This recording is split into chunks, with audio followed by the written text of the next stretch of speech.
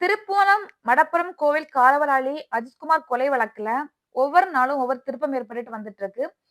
இந்த வழக்க சிபிஐ விசாரணை பண்ணிட்டு வந்துட்டு இருக்காங்க.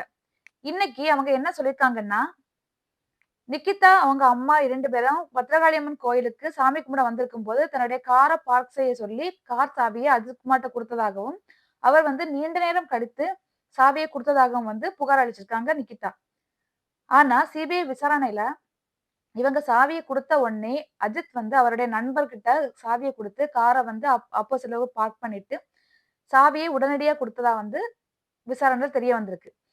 நிகிதா என்ன சொல்லியிருந்தாங்கன்னா, அவரும் அவர் நண்பரும் சேர்ந்து வடகரை வரைக்கும் போயிட்டு, அதுக்கப்புறம் ரொம்ப நீண்ட நேரம் கழித்து தான் சாவிய குடுத்தாங்க அப்படிங்கிற மாரி சொல்லியிருக்காங்க.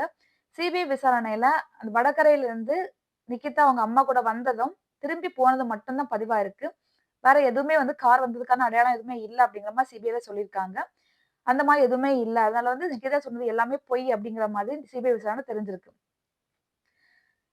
இதனால வந்து மக்கள் வந்து என்ன சொல்லிட்டு இருக்காங்கன்னா, நிகிதாவுக்கு வந்து வழக்கறிஞர்கள் யாருமே இல்லாம நேரடியா வந்து விசாரணை பண்ணுங்க. கூப்பிட்டு நேரடியா விசாரணை பண்ணா மட்டும் தான் உண்மை தெரியும். அப்படிங்கிற மாரி சொல்லியிருக்காங்க. இவங்க வந்து நீண்ட நேரம் கழிச்சு தான் சாவிய குடுத்ததாகவும், ஆனா அஜித் வந்து உடனே பார்க் பண்ணிட்டு உடனே கார் சாவியே குடுத்ததாகவும் வந்து சிபிஐ விசாரணை தெரிய வந்திருக்கு.